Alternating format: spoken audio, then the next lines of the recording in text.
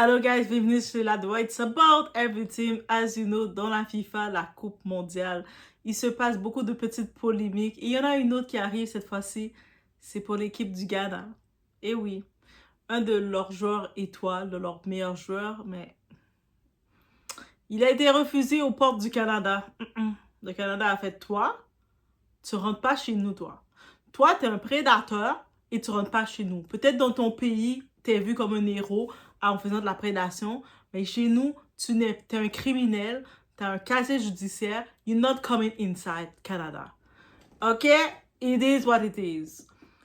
On est chez la Doha, on regarde le tout, différents types d'actualités qui attirent mon attention. Je ne suis pas journaliste. Mes analyses ne sont pas là pour aller dans le même sens que vous, donc des fois... En plus, j'avais vu un commentaire, mais j'ai rien compris du commentaire. Je sais pas, elle était passionnée, cette personne-là, peut-être elle était dans ses émotions. Et j'ai essayé de comprendre son commentaire, j'étais comme... En gros, elle disait, « Oh, j'aime pas trop tes analyses, ça va pas dans mon sens. » Gros, c'est ça que j'ai compris. J'étais comme, ok. Cool. On continue. Vous savez ce qui est fascinant avec certaines célébrités? Elles pensent que leur statut est plus puissant que les lois. Elles pensent que parce qu'elles ont joué en Première Ligue, participé à une Coupe du Monde ou porté le brassard de vice-capitaine, les frontières vont s'ouvrir automatiquement devant elles. Eh bien, aujourd'hui, le Canada vient de rappeler une chose au monde entier. Un passeport n'efface pas des accusations criminelles graves. T'as fait des actions criminelles, t'as un dossier criminel, dans un pays occidental, dans un pays avec la loi, tu n'as pas le droit, tu n'as pas accès chez eux. La FIFA vient de confirmer que Thomas Partey ne pourra pas entrer au Canada pour affronter le Panama lors du premier match du Ghana. Pourquoi? Parce que sa demande de visa a été refusée. Refusée, refusée. Il n'y a pas de question de pourquoi c'est un Africain ou c'est un Noir. Non, c'est un criminel, c'est un prédateur, il est refusé. Clair comme ça. Et la FIFA a été très claire. Ce n'est pas notre décision, ce sont les autorités canadiennes qui décident qui entre sur leur territoire. Autrement dit, débrouillez-vous. Le Canada, eux autres, ont dit, il y a des accusations de plusieurs personnes contre toi, de crimes, mais tu rentres pas chez nous. We don't care. You're not coming inside. Et on va regarder le tout ensemble. On est chez la Doha. It's about everything. Désolé pour les supporters de Thomas Partey. Désolé pour les supporters de la Ghana. Vous aurez dû le dire de ne pas faire ces trucs-là qu'il a fait. On y va, on regarde le tout ensemble. Maintenant, on va parler du véritable éléphant dans la pièce, parce que certains médias essaient encore de présenter cette histoire comme un simple problème administratif. Non, non, ce n'est pas juste un problème administratif qu'il a été refusé au Canada. Ce n'est pas un dossier de papier manquant. Ce n'est pas un formulaire mal rempli. Ce n'est pas un retard de traitement non plus. Thomas Partey fait face à des accusations extrêmement graves au Royaume-Uni. Des accusations de viol et d'agression. Et même si juridiquement, il bénéficie de la présomption d'innocence et nie les accusations, il reste qu'un gouvernement souverain a parfaitement le droit de décider qui peut entrer sur son territoire. Le Canada a regardé le dossier, le Canada a regardé les risques, le Canada a pris sa décision, fin de la discussion, période. T'es accusé, oui, présomption d'innocence, ok, mais il y a quand même plusieurs accusations contre toi. T'as un dossier criminel. Quand on te pose, avez-vous un dossier criminel, quoi que ce soit? En plus, le dossier criminel, c'est pas en Afrique quelque part qu'il a, c'est en Royaume-Uni. Donc, yeah. They look at this, they say, we don't want that in our country. And they have the perfectly right to do that. So, yes. Ce qui me fait sourire, c'est que certains supporters sont choqués. Ils sont choqués. Oh, mais là, c'est juste parce que c'est un Africain. Non, parce que c'est un criminel. That's it. Comme si le Canada devait fermer les yeux parce qu'il s'agit d'un joueur de football. Depuis quand être bon avec un ballon devient un laissez-passer universel pour faire n'importe quoi? Il a fait des actions, il est en procédure, qu'il aurait dû... Il savait qu'il y avait la mondiale, il savait qu'il y avait la FIFA. Donc, il devait régler son dossier avant d'entamer quoi que ce soit pour aller se déplacer, pour aller jouer, représenter son pays. Donc, actuellement, il n'est pas un bon ambassadeur pour son pays avec son dossier qu'il a. Aussi simple que ça. Depuis quand marquer des buts donne une immunité diplomatique? Un pays a le droit de protéger ses frontières. Peut-être beaucoup de pays en Afrique, vous ne protégez pas assez vos frontières. C'est pour ça que c'est choquant. Quand vous voyez d'autres pays, ils sont comme non, on n'accepte pas ça chez nous. Mais c'est ça qu'elles sont. Un pays a le droit d'appliquer ses règles et c'est exactement ce qui s'est passé. La réalité sportive est brutale pour le Ghana. On parle ici du vice-capitaine de leur équipe, d'un milieu décisif expérimenté, d'un joueur qui devait stabiliser l'équipe, d'un leader dans le vestiaire. À quelques jours du premier match, les Black Stars doivent complètement revoir leur plan. Le Panama vient soudainement de recevoir une excellente nouvelle, parce qu'affronter le Ghana avec Porty et sans Porty, ce n'est pas la même chose. Hey, Panama! Hey, Panama, ils sont de l'Amérique latine, hein? On n'oublie pas. Et voilà où la FIFA devient intéressante. La FIFA se lave les mains. Eux autres là, peu importe qu'il avait son dossier ou pas, il avait des accusations ou pas, they wasn't care that much. Par contre, ils disent, les pays hôtes, c'est eux autres qui décident qui rentrent chez eux. Nous, on peut rien faire. Imaginez pour l'arbitre somalien, le pauvre, lui avait toutes ses papiers en règle. Les Américains ont refusé de l'accepter. Ils ont dit, non, on veut pas l'accepter. Maintenant, lui qui arrive avec un dossier criminel, il pensait rentrer au Canada. Il pensait que le Canada, on était friendly comme ça. Non, nous là, on t'aime tant que t'as pas de problème. Hein? Tant que t'es pas un prédateur, tant que t'as pas de problème, we're gonna love you. If tu deviens un prédateur ou quoi que ce soit, it's over, it's done. Notre relation est terminée. Comme toujours, la FIFA, leur réponse c'est, ce n'est pas nous, ce sont les autorités canadiennes. C'est ça que je me disais, le Canada, il n'y avait pas d'histoire pour nous. On était trop tranquille. On n'avait pas d'histoire aussi. Pourquoi on refusait personne? Tout le monde refuse tout le monde. On se plaignait des terrains d'entraînement au Mexique. On se plaint des États-Unis. Moi, j'étais comme Canada, vous êtes trop tranquille. Vous êtes les hôtes aussi. Vous devez aussi refuser des gens.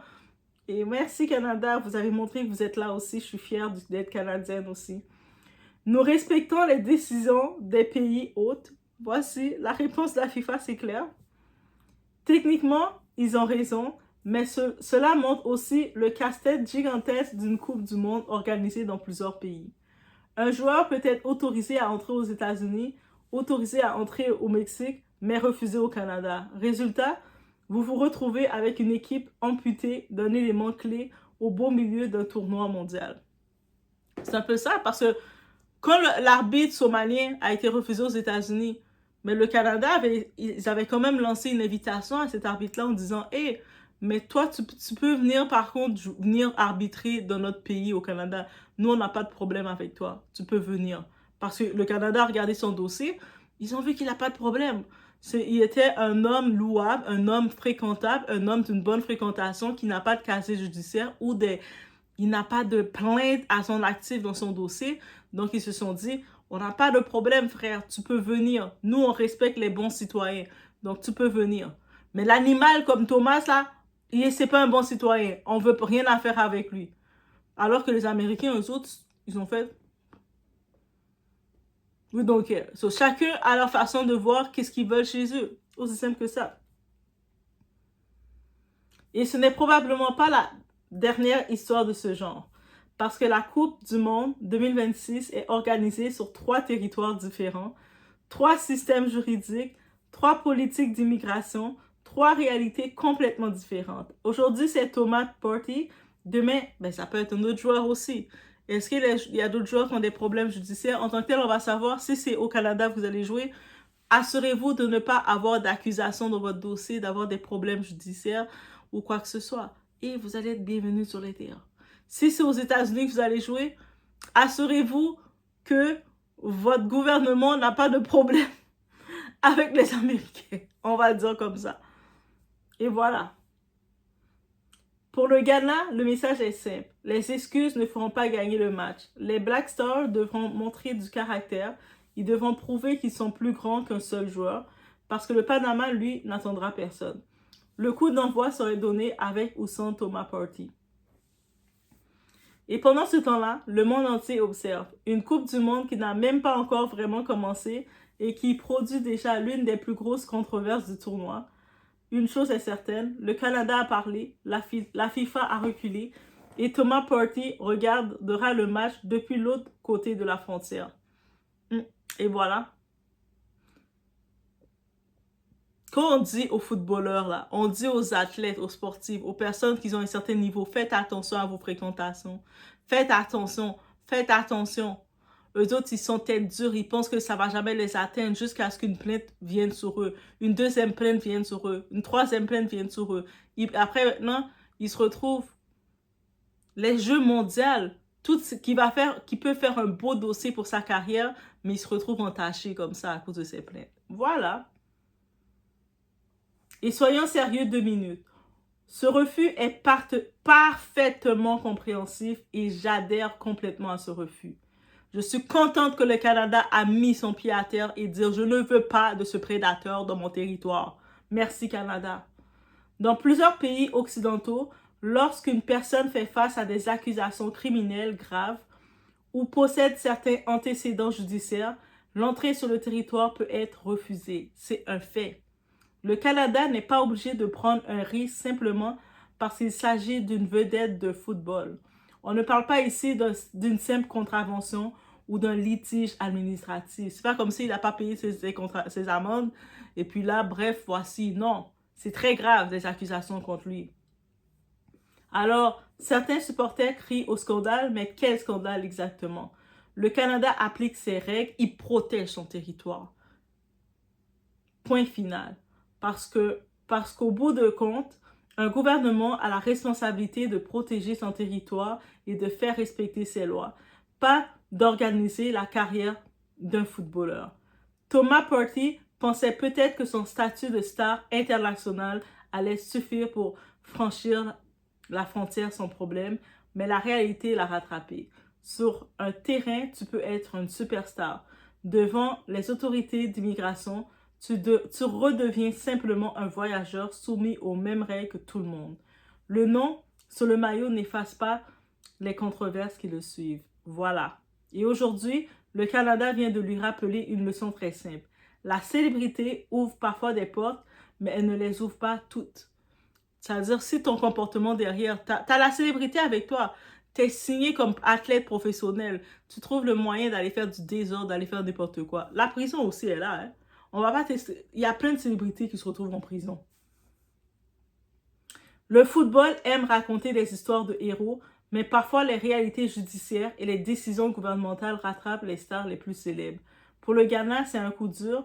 Pour le Canada, c'est l'application de sa politique. Et pour la FIFA, c'est un rappel que même la plus grande compétition du monde ne contrôle pas tout. La Coupe du Monde 2026 vient à peine de commencer et le chaos est déjà au rendez-vous. Et je fais une série avec la FIFA. Oh my God. Je pensais pas que j'ai jamais suivi les autres FIFA pour être honnête. Merci à Haïti de m'avoir permis de regarder et de jeter un œil sur la FIFA. Mais les polémiques, ça crée une série à chaque fois, c'est une nouveauté.